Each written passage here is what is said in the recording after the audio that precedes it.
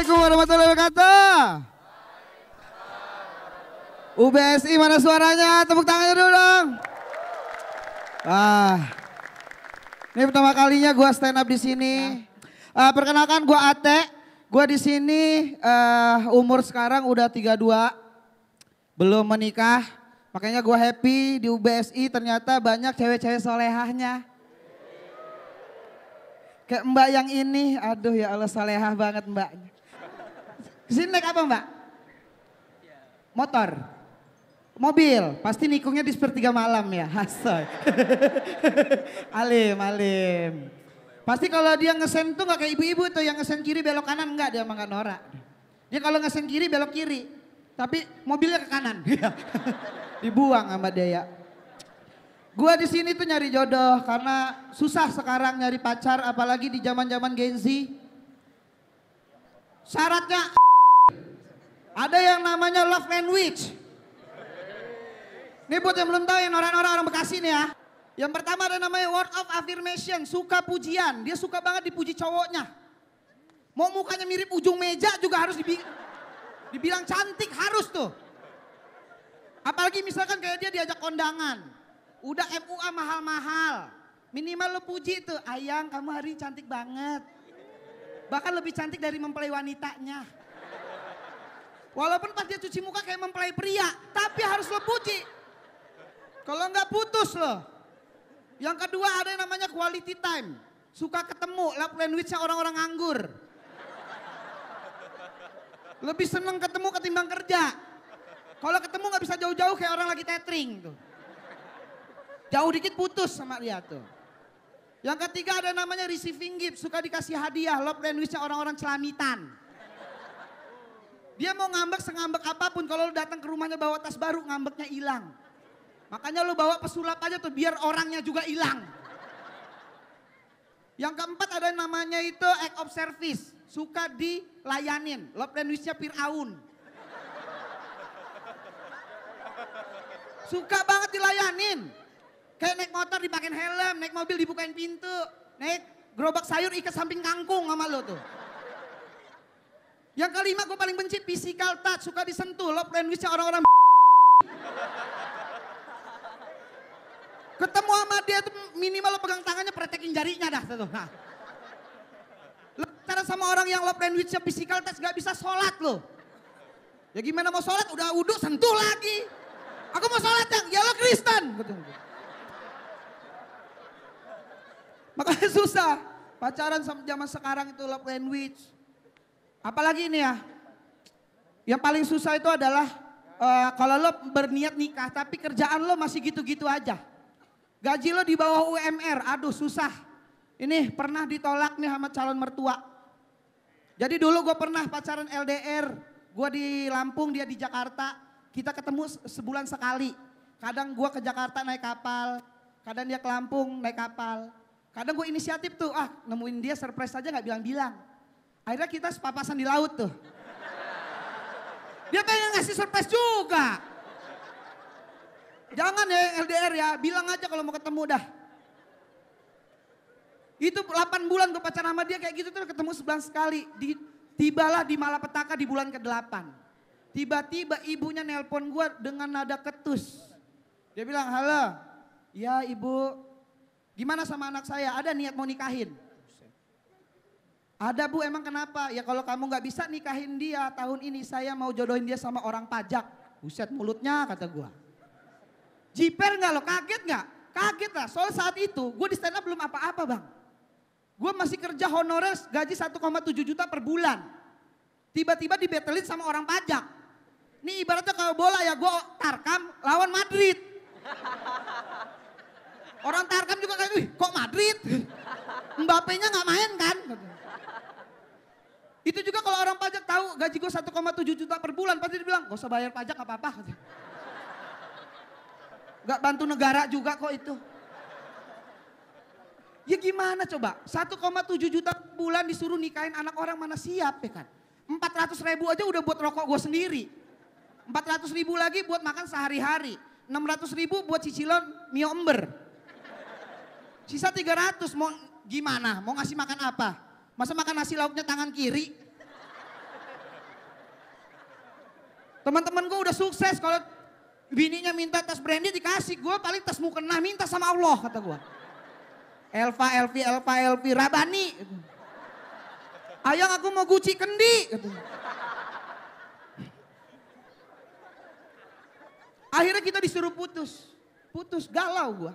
Gue teleponan sama dia terakhir kali dia nangis. Walaupun saat itu juga gue butuh ditenangin gue tuh.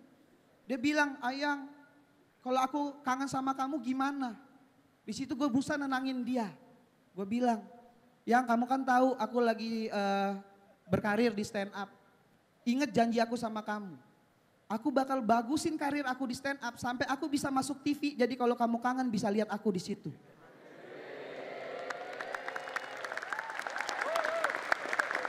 Makanya sekarang kalau ada job TV manapun, Kompas ayo, TV lain ayo. Biar apa?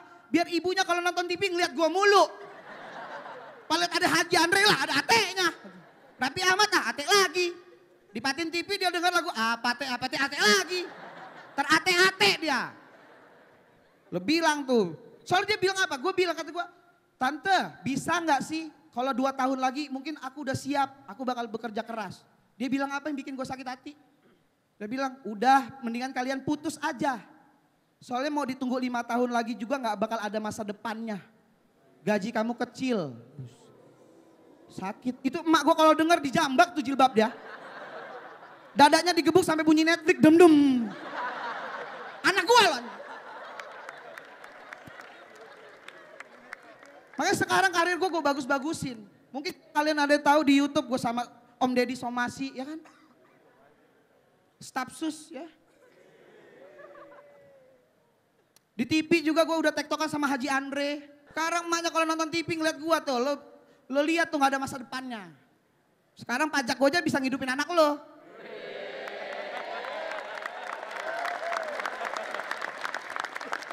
Alhamdulillah bisa ngomong ini karena sukses ya.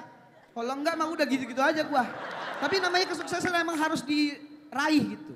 Sampai akhirnya tuh gue sekarang kalau kerja itu udah ada asisten bang. Alhamdulillah, jangan soalnya asisten gue nyebelin semua.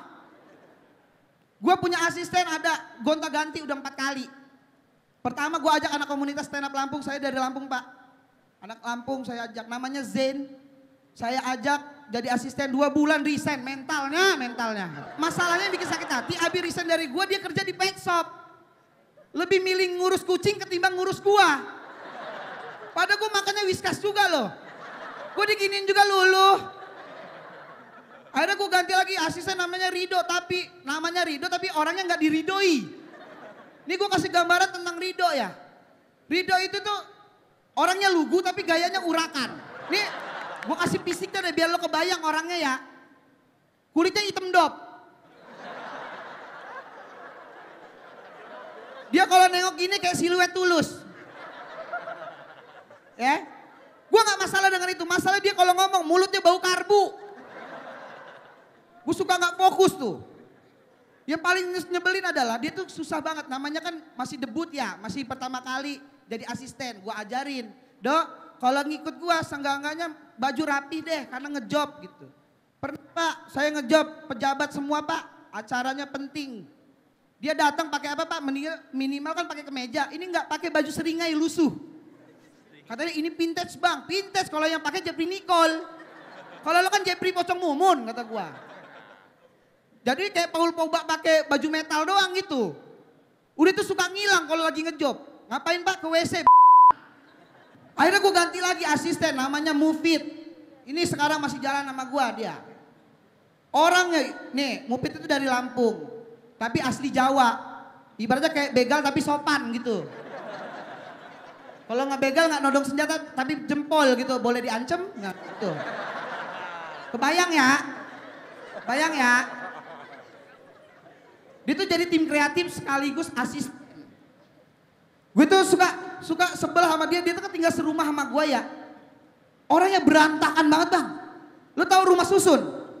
Nah ini kamarnya belum kesusun. Udah gitu bau. Ya Allah bau banget kayak abis nyimpen mayat kata gue. Ini orang suruh gue suruh bersihin rumah nggak pernah nurut. Susah banget. Ini sampai gue bikinin materi negornya loh. Akhirnya materi ini gue lempar ke dia, dia malah ketawa-tawa. Maksud gue introspeksi bukan terhibur. Nyebelin bang. Ini terakhir dari gue ya. Yang pasti itu ya, intinya kalau kalian mau sukses, itu kerja harus keras. Apapun diambil jobnya. Kayak gue nih, gue walaupun disomasi di YouTube Om Deddy itu tepi jurang. Alhamdulillah kemarin gue di TV sebelah ada pencarian bakat Ustadz. Gue ngambil. Itu timpang banget bang. Karena di somasi gue takut banget ngomongin agama, tiba-tiba di acara agama gue. Yang tadinya gue di dunia di backing sama Om Ded, di akhirat di backing Mama Dedeh gue sekarang. Makanya gue berharap Om Ded sama Mama Dedeh collab, bikin acara gitu. Mama and Deddy gitu. Tagline-nya pasti oke tuh, Mama Deddy pull up dong. Ayo dong, terima kasih gue.